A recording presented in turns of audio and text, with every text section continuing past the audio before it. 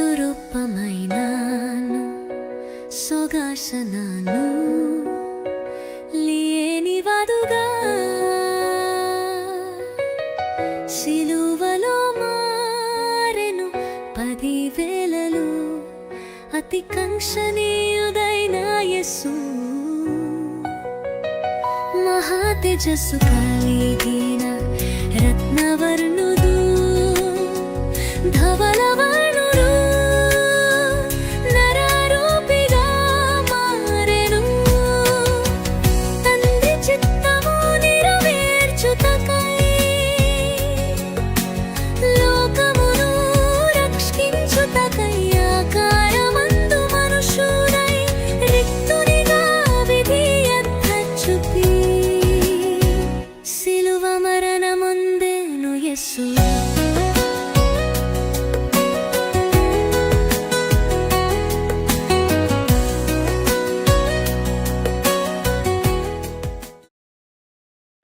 మా పాటలు వీక్షించదలిచిన వారు మా యూట్యూబ్ ఛానల్స్ CQSM అఫీషియల్ నందు మరియు CQSM సాంగ్స్ నందు వీక్షించగలరు. ఎఫెసీయులకు రాసిన పత్రిక 2వ అధ్యాయము 12వ వచనం చదువుకుందాం ప్రియులారా. ఆ కాలమందు ఇశ్రాయేలీతో సహపౌరులు కాక పరదేశులను, వాగ్దాన నిబంధనను లేని పరజనులను, నిరీక్షణ లేనివారును, లోకమందు దేవుడు లేనివారినై ఉండి క్రీస్తుకు దూరస్తులై ఉంటిరని మీరు జ్ఞాపకము చేసుకునండి. చూసారా ప్రియులరా, this is our real own life without Christ. క్రీస్తుని మనం ఎరక్కపోయినప్పుడు, లేకపోతే క్రీస్తుని మనం అంగీకరించకపోయినప్పుడు ఆ కాలమందు చూసారా, ఎప్పుడైనా సరే ప్రతి విశ్వాసి జీవితంలో ఈ అనుభవం ఖచ్చితంగా ఉంటుంది. క్రీస్తుని ఎరిగిన జీవితము, క్రీస్తుని ఎరక్క ముందున్నటువంటి జీవితం. మనకే కాదంట, లోకం అంతటికీ కూడాను ఈ పరిస్థితి ఉందని చెప్పి ఈ యొక్క వచనం మనకు తెలియజేస్తుంది. ఆ కాలమందు మనం ఎవరితో సహపౌరులం కాదంట, ఆ కాలమందు ఇశ్రాయేలుతో సహపౌరులు కాక, అంటే ఇశ్రాయేలీలకు ఏమైతే ఉన్నాయో వాళ్ళతో మనకు సమానమైనటువంటి పౌరసత్వం మనకి లేదు అనే విషయాన్ని ఇక్కడ పౌలు గారు చెప్తున్నారు. అంతేకాదు చాలా విషయాలు చెప్తున్నారు. పరదేశులు, తర్వాత వాగ్దానములు, నిబంధనలు లేనటువంటి పరజనులు, తర్వాత నిరీక్షణ లేనివారు, లోకమందు దేవుడు లేనివారునై ఉండి. చూసారా ఎన్ని విషయాలు. క్రీస్తుని కానీ మనము క్రీస్తుకు దూరస్తులముగా ఉంటే ఏ విషయాలు మన జీవితాలు ఉంటాయో ఇక్కడ పౌలు గారు చెప్తున్నారు. మనకి ఇశ్రాయేలుతో కూడా సహపౌరులం కాదట. అంటే ఎవరో మనం అన్యజనులు, పైన వచనంలో కానీ మనం కానీ గమనిస్తేనా, కాబట్టి మునుపు శరీర విషయంలో అన్యజనులై ఉండి, అంటే అన్యజనులు అనే దానికి ఫుల్ ఫామ్ వచ్చేటప్పటికి మనం ఇశ్రాయేలీలతో సహపౌరులము కాము. సహపౌరులు కాకపోతే మనకి ఏముంటుంది, ఇంకా లోకపరమైనటువంటి అనేక సమస్యలు, అంటే లోకస్తులముగా జీవిస్తామని. అలా ఉండేటప్పుడు ఏముంటాయి చెప్పండి, అనేక సమస్యలు, మోసాలు, కుటుంబ సమస్యలు, వేదనలు, బంధువుల మధ్య ఉన్నటువంటి ఘోరమైన సమస్యలు చూసారా, నిందలు, డబ్బుల సమస్యలు, డబ్బు పరమైనటువంటి అనేకమైన కష్టాలు, వీలైతే కుటుంబాలను విడగొట్టేవారు మన చుట్టూ ఉండడం, తర్వాత మనిషికి ఎడాన్ని పెట్టి పాలించడం, కుటుంబ సభ్యులు వల్ల వచ్చేటటువంటి నష్టాలే కాకుండా సరైన భాగస్వామి లేకపోతే వచ్చేటటువంటి సమస్యలు. అవునా కాదండి? అంటే క్రీస్తు నాకు దూరంగా ఉంటే ఏ విషయాలు మనం తప్పిపోతామనే విషయాన్ని మొట్టమొదటిగా వారితో సహపౌరులం కాదు. అంటే మనం అన్యజనులు అయితే ఇలాంటి సమస్యలనే ఉంటాయి. ఇంకా చెప్పాలంటే సొంత బంధువుల వల్ల చాలా సమస్యలు మనకి వస్తాయి. ఇంకా మన యొక్క బంధువులు మన సొంత విషయాల్లో కలగజేసుకొని సరైన న్యాయం తీర్చకపోవడం, గమనించారా? న్యాయం లేని తీర్పులు తీర్చడం, నీకు రావాల్సిన ఆస్తులను ఇవ్వకుండా మేనమామలు కావచ్చు, పెదమ్మలు కావచ్చు, లేకపోతే అక్కలు కావచ్చు, వీళ్ళందరూ కూడాను ఒక పరమైనటువంటి కుట్రను తయారు చేసి ఒక కుటుంబాన్ని అన్యాయం చేయడం, ఇచ్చిన మాట నిలబెట్టుకోకపోవడం పెద్దలు, గమనించారా? ఇలాంటివన్నీ ఇంకా చూడొస్తే మనం కానీ గమనిస్తే భయంకరమైన మోసం, దగ, సత్యం లేకపోవడం, చెప్పిన మాట ప్రకారంగా ఉండకపోవడం, నిజం మాట్లాడితే వారి జీవితాలు వ్యతిరేకత. నిజంగానే మాట్లాడామనుకోండి, ఇంక బంధువులందరూ ఏమైపోతారు, పెద్దవాళ్ళుగా ఉండి మీరు ఈ పని ఎందుకు చేశారు, ఇలా చేయకూడదు కదా, మా కుటుంబానికి అన్యాయం చేయకూడదు కదా అని ఎవరన్నా మనం కానీ చేస్తే, పౌరసత్వం గురించి మాట్లాడుతున్నాం.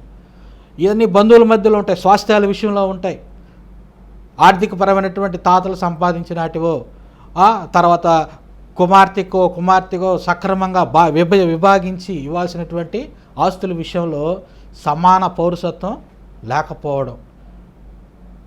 అలా లేకపోవడం అడగడం వల్ల ఒకవేళ వాళ్ళు ఏదైనా దూరంగా ఉన్నారనుకోండి, వేరే రాష్ట్రంలోనో లేకపోతే వేరే జిల్లాలోనో ఉన్నారు, వేరొక బంధువులు ఒక జిల్లాలో ఉన్నారు, అయితే ఇక్కడ ఉన్న వారందరూ ఏకమైపోతారు. దూరంగా ఉన్నవారికి భయంకరమైన మోసం, భయంకరమైన అన్యాయము చేస్తారు. చూసారా ఇలాంటివన్నీ. అంతేకాదు, ఇంకా బాగా వారితో ఒత్తిడి తీసుకొచ్చామనుకోండి, మనల్ని అంతం చేయాలని చూడడం, భూమి మీద ఉండకుండా చేయాలని కూడా చూడడం ప్రియులారా. అదే కదా జోసెఫ్ గారి విషయంలో కూడా జరిగింది. మన పితరుడైనటువంటి జోసెఫ్ తన అన్నదమ్ములందరూ ఏమనుకున్నారు, తండ్రి అతను ఎక్కువగా ప్రేమిస్తున్నాడు, వివిధ రకాలైనటువంటి అంగీలను కుట్టిస్తున్నాడు, వాడి మీద అంటే ప్రేమ చూపిస్తున్నాడు అనే ఒక ఉద్దేశంతో ఏం చేశారు, మన పితరుడైన జోసెఫ్ విషయం ఇదే జరిగాయి. తన అన్నదమ్ములందరూ తన తండ్రి యొక్క ప్రేమకు ఎక్కువగా పాత్రుడిగా ఉన్నాడని ఏం చేశారు, తనని అంతం చేయాలనుకున్నారు. సహపౌరసత్వం విషయంలో కూడా చాలా గందరగోళమైన పరిస్థితులు. దాని తర్వాత నిన్ను వెలివేయడం, మీ కుటుంబాన్ని వెలివేయడం, మీకు రావాల్సినటువంటి గౌరవాన్ని అగౌరవంగా మార్చటం, మీకు చెందవలసిన ఘనతని దాన్ని వేరే విధంగా వారు మార్చడం, ఘనతకు ప్రతిగా దుర్మార్గాన్ని లేకపోతే మీ మీద చెడ్డ ప్రచారాలను చేయడం, ఇలాంటివన్నీ సహపౌరసత్వంలో ఇమిడి ఉంటాయి ప్రియులారా. అంతేకాదు చూడండి, చాలామంది బంధువులు వారి కుటుంబాల్లో ఒక కుటుంబంగా ఎదిగేదానికి ఇంకో కుటుంబాన్ని అన్యాయం చేస్తారు, లేకపోతే పెద్దవారు చిన్నవారిని మోసం చేస్తారు.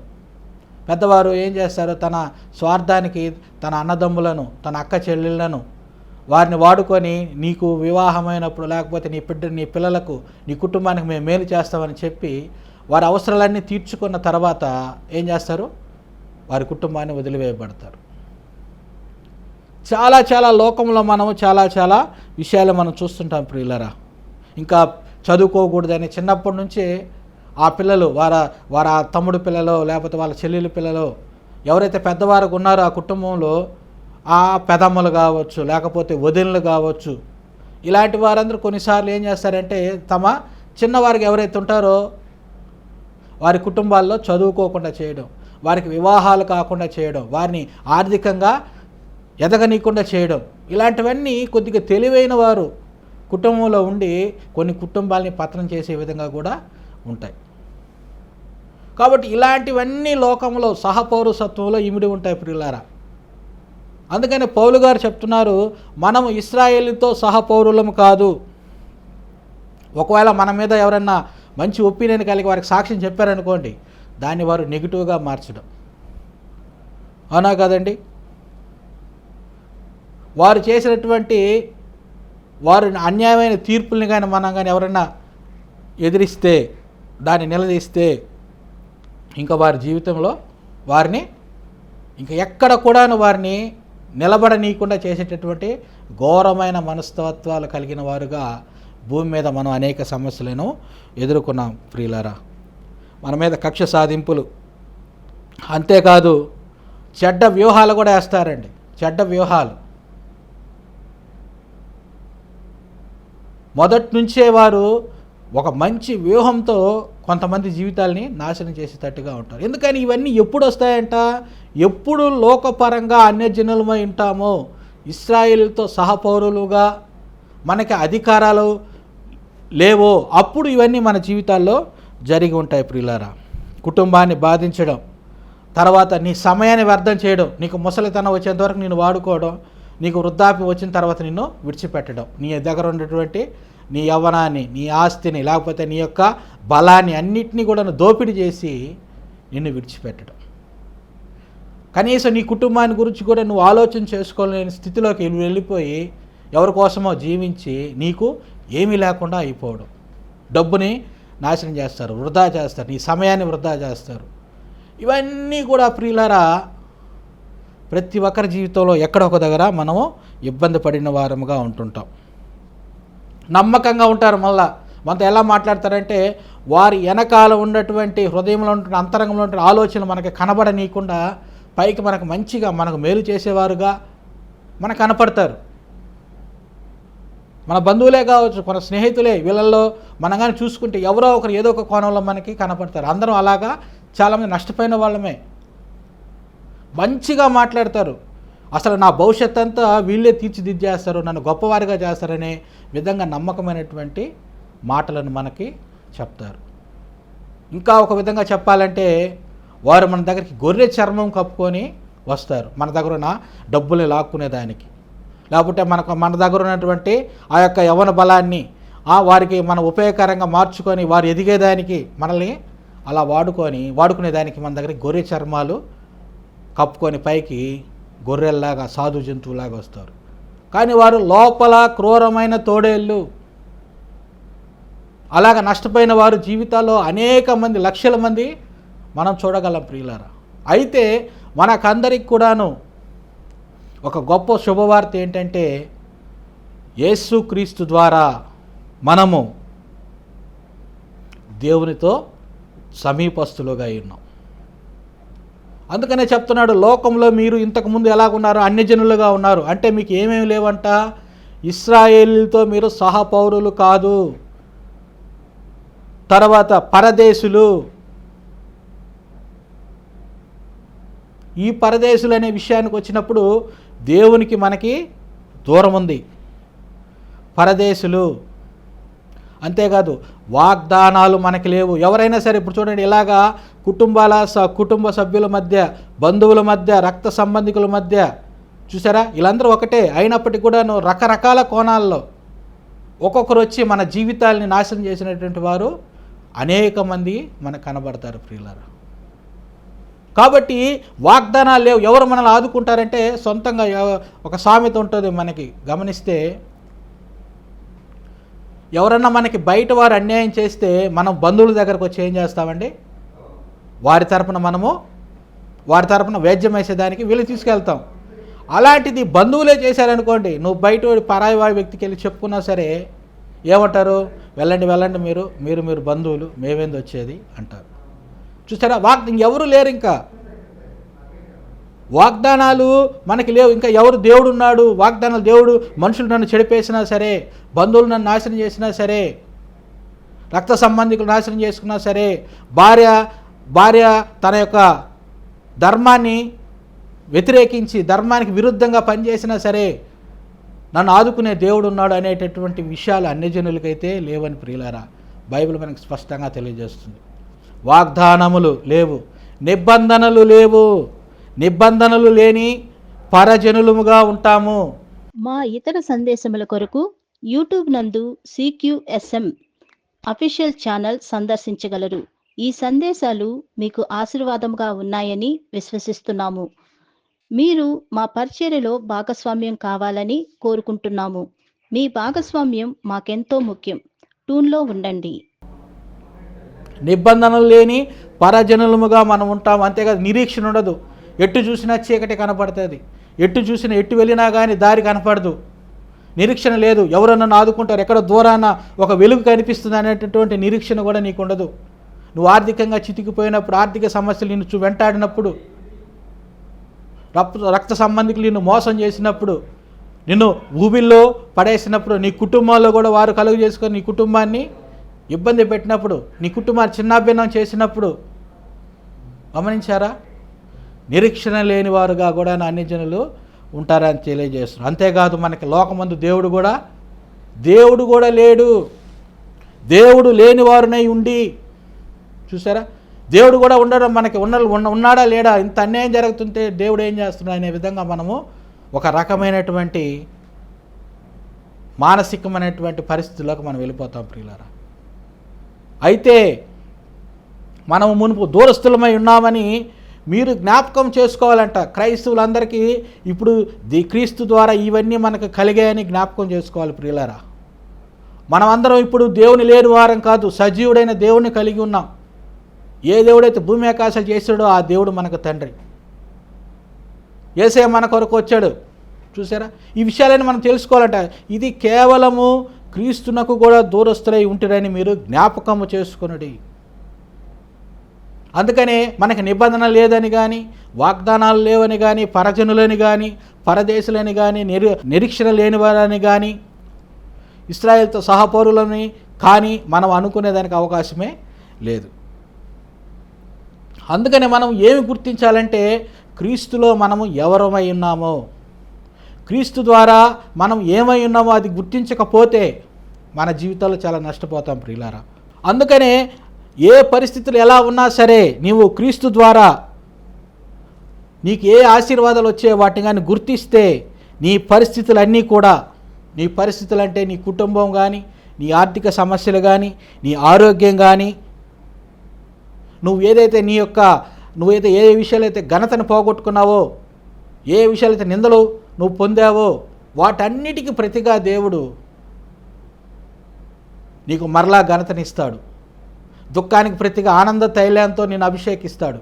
నీ దుఃఖాన్ని ఆయన నాట్యంగా మారుస్తాడు అనే విషయాలు బైబిల్లో మనకు ఖచ్చితంగా రాయబడి ఉన్నాయి ప్రియులారా.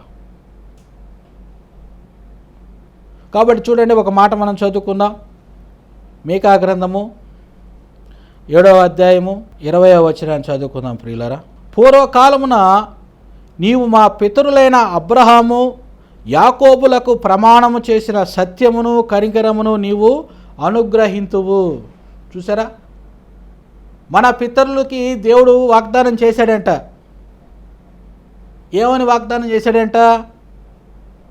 సత్యమును కనికరమును నీవు అనుగ్రహింతువు, కృపను సత్యాన్ని నువ్వు మరలా అనుగ్రహిస్తావు అని చెప్పి చేశాడంట. అందుకనే క్రీస్తు ద్వారానే మాత్రమే మనము దేవునికి సమీపస్తులై ఉన్నాము. క్రీస్తు ద్వారా మాత్రమే మనము ఇశ్రాయేలుతో సహపౌరులుగా ఉన్నాము. పరజనులుగా లేము కానీ ఏకమైన జనాంగముగా ఉన్నాము. వాగ్దానములు, నిబంధనలు అన్నీ కూడా మనకి ఉన్నాయనే విషయాన్ని మనం మర్చిపోకూడదు ప్రియులారా. అందుకనే చూడండి, సామెతల గ్రంథం కూడా ఒక మాట రాయబడి ఉంటుంది, 16:6 వచనం. కృపా సత్యముల వలన దోషమునకు ప్రాయశ్చిత్తము కలుగును. చూసారా, సామెతల గ్రంథము 16వ అధ్యాయము 6వ వచనంలో రాయబడిన మాట. మన పితరులు అంతకుముందు ప్రార్థన చేశారు, ప్రభా నీ కనికరాని సత్యాన్ని మాకు చూపించయ్యా, మాకు అనుగ్రహించు అని ప్రార్థన చేశారు. కాబట్టి ఇక్కడ కూడా రాయబడిన మాట, పాత నిబంధన అంతా కూడాను కృపా సత్యములు కలుసుకునినవి, కృపా సత్యములను అనుగ్రహించు అని మన పితరులు ప్రార్థన చేశారు. ఎవరికి వాగ్దానం చేశాడంట? అబ్రహాము యాకోబునకు ప్రమాణం చేసినటువంటి నిబంధన. ఈ సామెతల గ్రంథం 16వ అధ్యాయం 6వ వచనంలో కూడాను కృపా సత్యముల వలన దోషమునకు ప్రాయశ్చిత్తం కలుగును. అంటే యేసుక్రీస్తు ద్వారా ఇశ్రాయేలీయులకి ఎటువంటి ఆయన హక్కులు ఇచ్చాడో, ఎటువంటి నిబంధనలు ఇచ్చాడో, ఎటువంటి వాగ్దానాలు ఇచ్చాడో, ఎటువంటి నిరీక్షణ ఇచ్చాడో వాటన్నిటినీ కూడాను యేసుక్రీస్తు ద్వారా తండ్రి అయిన దేవుడు మనకి అనుగ్రహించినాడు ప్రియులారా. చూడండి, దానికి ఆధారంగా యోహాను సువార్త 1వ అధ్యాయము 17వ వచనాన్ని చూడండి. ధర్మశాస్త్రము మోషే ద్వారా అనుగ్రహింపబడెను, కృపయు సత్యమును యేసుక్రీస్తు ద్వారా కలిగెను. చూసారా, మన పితరులకి ఏదైతే వాగ్దానం చేశాడో ఆయన క్రీస్తు ద్వారా మనకి కృపను సత్యమును కలిగెను. వారికైతే అనుగ్రహింపబడ్డాయి, మనకైతే కలిగింది. ఎందుకంటే అది మన పితరుల యొక్క ప్రార్థన అయింది ప్రియులారా. గమనించండి, నువ్వు ఏ ఏరియాలో అయితే, ఎక్కడైతే నువ్వు నిరీక్షణ లేకుండా, వాగ్దానాలు లేవు, నిబంధనలు లేవు, దేవుడు లేడు నాకు అని నువ్వు అనుకుంటున్నావో, అయితే నీకు గొప్ప శుభవార్త, యేసుక్రీస్తు ద్వారా నీకు కృపా సత్యము దేవుడు అనుగ్రహించి ఉన్నాడు. ఈ కృపా సత్యాలు దేనికయ్యా అంటే దేవుని యొక్క వాగ్దానాలు నీకున్నాయని, ఇశ్రాయేలీయులతో నువ్వు సహపౌరులు అని నువ్వు తెలుసుకునేదానికే. అందుకని అది ఉచితంగా దేవుడు కృప ద్వారా ఉచితంగా అనుగ్రహించాడు. నువ్వు అన్యజనుడిగా ఉండేటప్పుడు వీటన్నిటికీ నీకు అర్హత లేదు, కానీ యేసుక్రీస్తు వచ్చినప్పుడు ఆయన్ని నువ్వు విశ్వసించినప్పుడు వీటన్నిటి నువ్వు పొందుకున్నవాడివిగా ఉంటావు ప్రియులారా. ఇది నువ్వు గ్రహించాలి. చూడండి, దీనికి ఆధారంగా ఇంకో మాట మనం జ్ఞాపకం చేసుకుందాం. గలతీలకు రాసిన పత్రిక 3వ అధ్యాయము 13 నుంచి 15 వచనాలు ప్రియులారా. ఆత్మను గూర్చిన వాగ్దానము విశ్వాసం వలన మనకు లభించున్నట్లు అబ్రహాము పొందిన ఆశీర్వచనము క్రీస్తు యేసు ద్వారా అన్యజనులకు కలుగుటకై. చూసారా, క్రీస్తు యేసు ద్వారా అబ్రహాము పొందిన ఆశీర్వచనము క్రీస్తు యేసు ద్వారా అన్యజనులకు కలుగుటకై క్రీస్తు మన కోసము శాపమై మనలను ధర్మశాస్త్రము యొక్క శాపము నుండి విమోచించెను. ప్రియులారా, బాగా గమనించండి. అబ్రహాము పొందినటువంటి ఆశీర్వచనం, దేవుడే అబ్రహాముని పిలిచాడు అనే విషయాన్ని చూడండి ఒకసారి. యెషయా గ్రంథము 51వ అధ్యాయము 2వ వచనం. మీ తండ్రి అయిన అబ్రహాము సంగతి ఆలోచించుడి. దేవుడు ఒక విషయాన్ని మనల్ని ఆలోచన చేయమంటున్నాడు. అబ్రహాం గురించి ఆలోచన చేయండి. మిమ్మును కనిన శారాను ఆలోచించుడి. అతడు ఒంటరి అయి ఉండగా నేను అతని పిలిచి తిని అతనిని ఆశీర్వదించి అతనిని పెక్కుమంది అగునట్లు చేసి తిని. చూసారా, అబ్రహాంకు దేవుడు ఇచ్చినటువంటి ఆశీర్వాదం ఏంటంటే, ఒంటరిగా ఉండేటప్పుడు అంటే అందరూ విడిచిపెట్టేసేసి బంధువులు, స్నేహితులు, రక్త సంబంధికులు, నిన్ను నిబంధనతో వివాహం చేసుకున్న నీ భార్య, నీ బంధువులు అందరూ విడిచిపెట్టినప్పటికైనా సరే ఎటువంటి ఆశీర్వాదాలు నీ జీవితంలో లేనప్పుడు అబ్రహాముని దేవుడు ఏం చేశాడంట?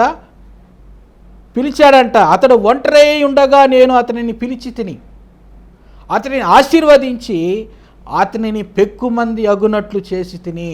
చూసారా ప్రియులారా, దేవుడు అబ్రహాము గారిని పిలిచి అతన్ని ఆశీర్వదించాడంట. ఆశీర్వాదం ఎవరికి కావాలి? శాపంలో ఉన్నటువంటి వారికి ఆశీర్వాదం కావాలి.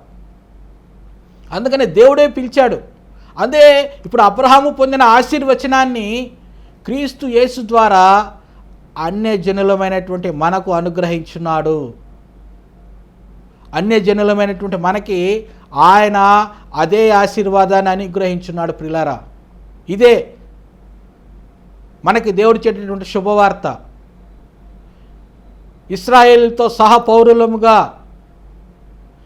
వారికి ఉన్నటువంటి వాగ్దానాలన్నీ మనవే, వారికి ఉన్న నిబంధనలన్నీ మనమే, వారికి ఉన్న నిరీక్షణ మనదే, వారికి ఉన్న దేవుడు మన దేవుడే. వాటినే దేవుడు మనకి ఆశీర్వదించాడు. ఒంటరిగా ఉండేటప్పుడు ఎటువంటి ఆశీర్వాదం లేనప్పుడు పిలిచి అతనిని ఆశీర్వదించి అతనిని పెక్కుమంది అగునట్లు చేసి తిని. దేవుడు చేశాడంట. అబ్రహాంకి సంతానాన్ని ఇచ్చి అతన్ని ఒక దేశంగా విస్తరించి గొప్పవాడిగా దేవుడే చేశాడు. ఆ ఆశీర్వాదాన్ని యేసుక్రీస్తు ద్వారా దేవుడు మనకు అనుగ్రహించున్నాడు. చూడండి, ఇప్పుడు గలతీయులకు రాసిన పత్రిక 3వ అధ్యాయము 13వ వచనాన్ని మళ్ళా చదువుకుందాం ప్రియులారా. ఆత్మను గూర్చిన వాగ్దానము విశ్వాసం వలన మనకు లభించినట్లు అబ్రహాము పొందిన ఆశీర్వచనము, అబ్రహాము ఏదైతే దేవుని దగ్గర నుండి ఆశీర్వచనం పొందాడో క్రీస్తు యేసు ద్వారా అన్యజనులకు కలుగుటకై, యేసుక్రీస్తు ద్వారా అన్యజనులమైన మనకి కలిగించేదానికి క్రీస్తు మన కోసం శాపమై మనలను ధర్మశాస్త్రం యొక్క శాపం నుండి విమోచించెను. మనల్ని విమోచించింది దేనికంటే అబ్రహాం ఆశీర్వాదంతో మనల్ని కనెక్ట్ చేసేదానికి. ఇంకా ఈ విషయం మనకు అర్థం కావాలంటే అబ్రహాం ఎటువంటి ఆశీర్వాదం దేవుని దగ్గర నుండి పొందుకున్నాడు చూడండి. ఆదికాండము 12వ అధ్యాయము 1వ వచనం నుండి మనం కానీ గమనిస్తేనా, యెహోవా అబ్రహాం గారితో మాట్లాడుతున్నాడు, నీవు లేచి నీ దేశము నుండి, నీ బంధువుల యొద్ద నుండి, నీ తండ్రి ఇంటి నుండి బయలుదేరి నేను నీకు చూపించు దేశంనకు వెళ్ళము. చూసారా, దేవుడు ఏం మాట్లాడి ఎలా ఆశీర్వదించాడో మనకి ఇదంతా ఈ 12వ అధ్యాయంలో మనకి తేటగా తెలియబడింది ప్రియులారా. అబ్రహాం గారితో దేవుడు ఏం మాట్లాడాడు, ఏమని ఆశీర్వదించాడు చూడండి. ఆయన ఏమేం చేస్తాడని చెప్పాడో చూడండి. నిన్ను గొప్ప జనముగా చేసి నిన్ను ఆశీర్వదించి నీ నామమును గొప్ప చేయుదును, నీవు ఆశీర్వాదముగా ఉందువు. ఇది ఒక ఆశీర్వాదంలో ఒక కోణం, ఒక విషయం.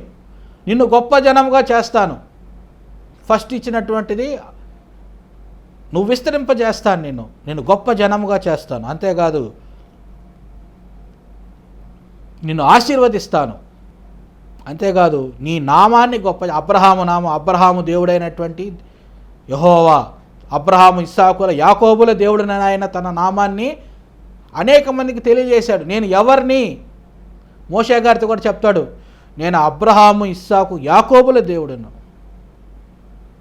అని ఆయన నామాన్ని గొప్ప చేశాడు. అంతేకాదు నీవు ఆశీర్వాదముగా ఉందువు.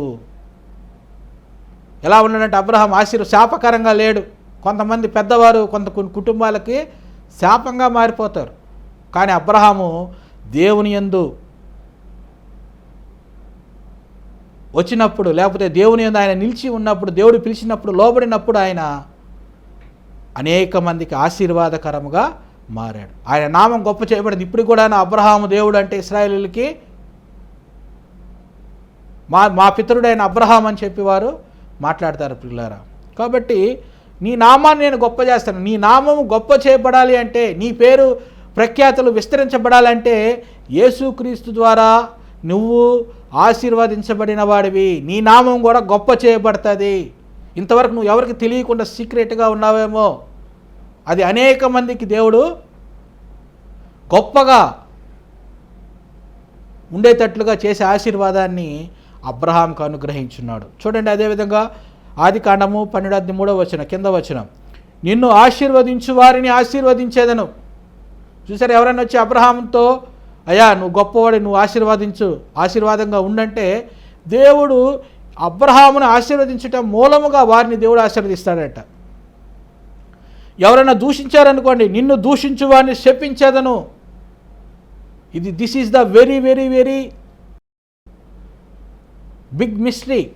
అబ్రహాం ఆశీర్వాదం ఒక భయంకరమైన మిస్టరీ ఏంటంటే, ఎవరైనా సరే అబ్రహాంను దూషించారా, వారిని అబ్రహాం ఏం చేయబలేదంట, దేవుడు వారిని శపిస్తాడు. ఇది కొంతమంది మనల్ని వారి కళ్ళు చూస్తే, వాళ్ళ కళ్ళు కానీ మనల్ని చూసాయంటే మనము ఏమైపోతాం, భయంకరంగా మన జీవితాల్లో సమస్యలు వస్తాయి. వారు మనం బాగుండేది చూస్తే వారు కుళ్ళుకుంటారంటే, లేకపోతే వారు మన మీద అసూయపడ్డారంటే మనము నాశనం అయిపోతాం అని చెప్పి కొంతమందిని గురించి భయపడుతుంటారు. కానీ అబ్రహాం ఆశీర్వాదంలో దేవుడు అలాంటివి పెట్టలేదు ప్రియులారా. నిన్ను ఎవరైనా సరే వారి మనసులో నిన్ను గురించి దూషించినా సరే దేవుడు వారిని శపిస్తాడంట. ఇంకా నువ్వు ఎటువంటి బ్లాక్ మ్యాజిక్లకు కానీ, ఎటువంటి మనుషుల యొక్క కళ్ళకు కానీ, ఎటువంటి నల్ల పిల్లులకు కానీ, ఎటువంటి వాటికి నువ్వు భయపడాల్సిన అవసరం లేదు. ఎందుకని నీకు వాగ్దానం ఉంది, నిబంధన కూడాను దేవుడు మనకి అనుగ్రహించున్నాడు. నిన్ను దూషించు వారిని శపించేదను. నిన్ను ఎవరైతే దూషిస్తారో వారిని నేను శపిస్తాను. ఒకవేళ నీకు తెలియకపోవచ్చు నిన్ను దూషించేవారు ఎక్కడున్నారో. వారు ఎక్కడ నీ ఎదురుగా నిన్ను ముఖస్తుతి చేయొచ్చు, ఎదురుగా నిన్ను పొగడొచ్చు, ఎదురుగా నిన్ను కనపరచవచ్చు. నీ వెనకాల వారి మనసులు ఏమనుకుంటున్నారో దాన్ని కూడా నేను గుర్తించి నీకు శాపమే లేకుండా చేస్తానని దేవుడు వాగ్దానం చేస్తున్నాడు ప్రియులారా. ఇది అబ్రహాముకి ఇచ్చినటువంటి వాగ్దానం. అంతేగా చూడండి, భూమి యొక్క సమస్త వంశములు నీ యందు ఆశీర్వదించబడునని అబ్రాముతో అనగా. గమనించారా? అంతేకాదు, ఇంకా పెద్ద ఆశీర్వాదం ఏంటంటే అబ్రహాంకు ఉండేది, నీ మూలముగా సమస్త వంశములు ఆశీర్వదించబడును అనే వాగ్దానము, అనే నిబంధన దేవుడు మనకి ఇచ్చున్నాడు. అందుకనే అబ్రహాము పొందిన ఆశీర్వచనము అన్యజనులకు కలుగుటకై. చూసారా, ఈ ఆశీర్వాదము మనకి అబ్రహాముకి ఏదైతే దేవుడు ఆశీర్వదించిన ఆశీర్వాదము యేసయ్య ద్వారా మన మీదకి వచ్చి ఉన్నది అనే విషయాన్ని మనం గ్రహించాలి ప్రియులారా.